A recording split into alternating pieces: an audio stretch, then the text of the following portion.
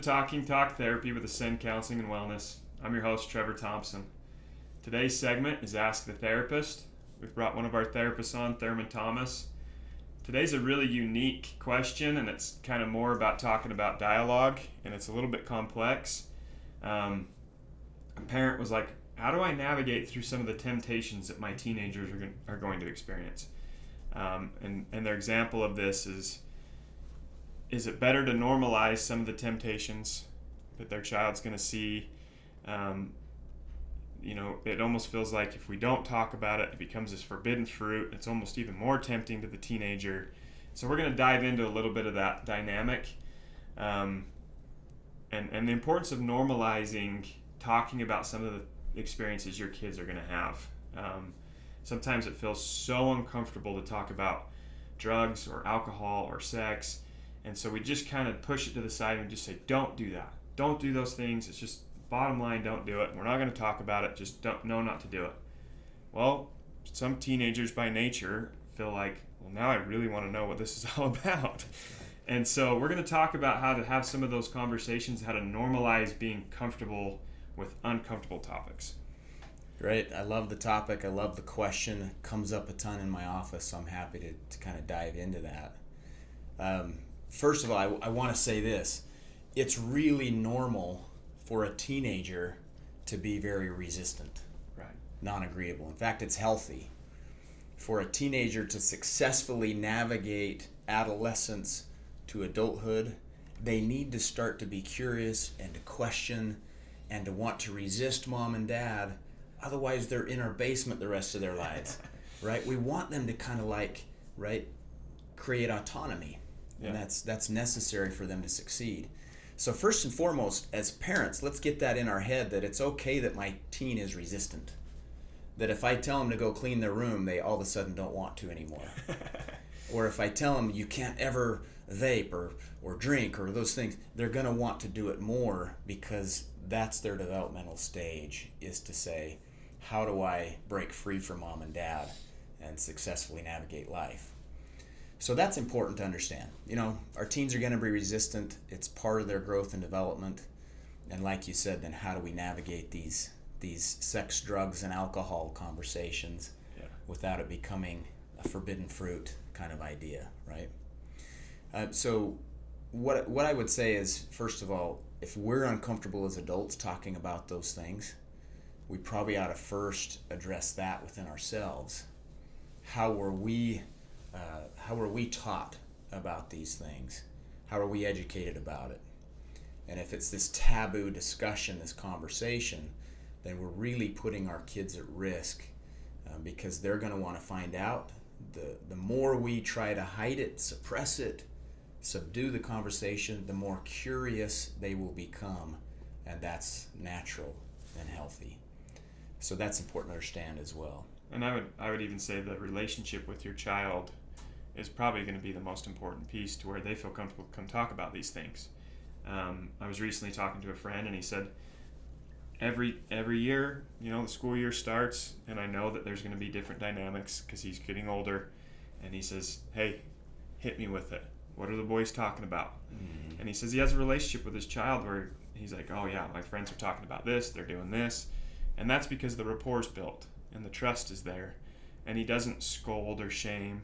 And you talked about this before, but like when a kid's emotionally hijacked, we don't teach at that point. So he's learned to listen, and he's figured out that dynamic and how his son's personality. And that's obviously probably the most important piece, is the trust. Yeah, the relationship needs to be there, and if we're just if we're ignoring these attempts, these open door moments that our teens provide us with, or teens or preteens, right? These conversations are happening at younger and younger ages.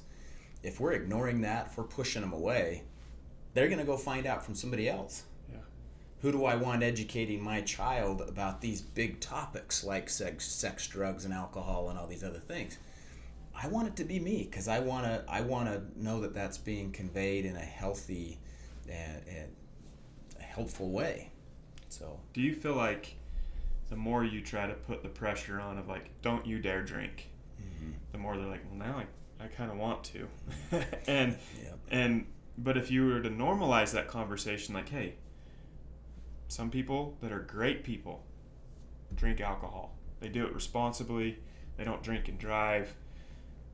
I don't drink maybe, so I understand that there's going to be a day where you might feel tempted to do that. Let's talk about what that can look like. Right. You're 21, you're not breaking the law. You choose to have a drink, you don't drive. Maybe that's the lifestyle you choose. But here are the risks that you can run into with alcohol. And at the end of the day, it's going to be your choice. So maybe rather than making it that forbidden fruit going, don't you dare touch it, it's, hey, let's talk about what it looks like to drink alcohol. Yeah. Let's normalize the curiosity too. Hey, no wonder you're thinking about it.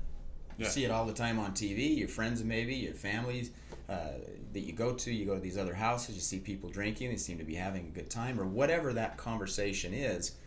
You're right to be curious. Yeah. It makes sense. And then to say, yeah, like you're saying, instead of saying, that's just something we don't do. Now, you can set boundaries in your home, and you ought to. Yeah. Boundaries are those big rules, immovable rules in a household that say, so long as you're under our roof and we're taking care of you, these are things that we don't allow, but we can still have a conversation about it. If at some point you choose to do this, just know that these are the potential consequences and risks. And no matter how hard we try as parents, we can't take away our kids' freedom totally. And providing for them a safe place to have these conversations that if they choose to use their freedom or agency in a way that maybe puts them at risk, at least we've had that conversation. They know they can come back to us for help and support rather than just shutting the door on them and saying, you can't do this or else. We say, hey, let's talk about it. Let's try to understand your curiosities, and let's talk about the potential risks and consequences. Right, and I feel like there's nothing more powerful than somebody coming to that resolution on their own. Yeah. If I do this, there's this consequence, or exposure therapy.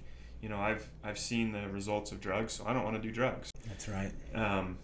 And like you said, almost normalizing it to where there isn't shame, or if they do experiment, they come home, they can tell you, hey, I think I made a mistake, and your response to that's going to be crucial. It's got to be, okay, I appreciate you telling me, and I appreciate that you trusted me enough to come talk to me. Let's talk through it. Right.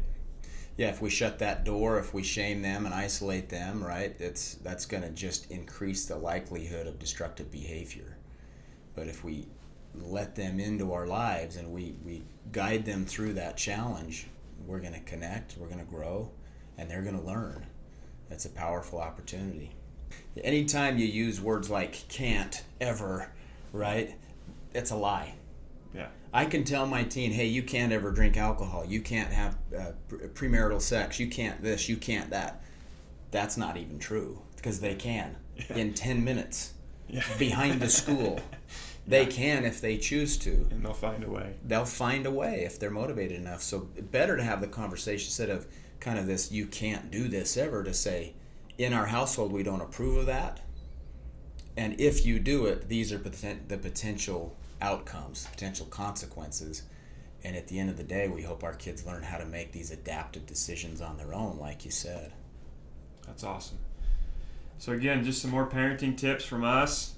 We appreciate the questions that come in. Feel free to submit those anytime.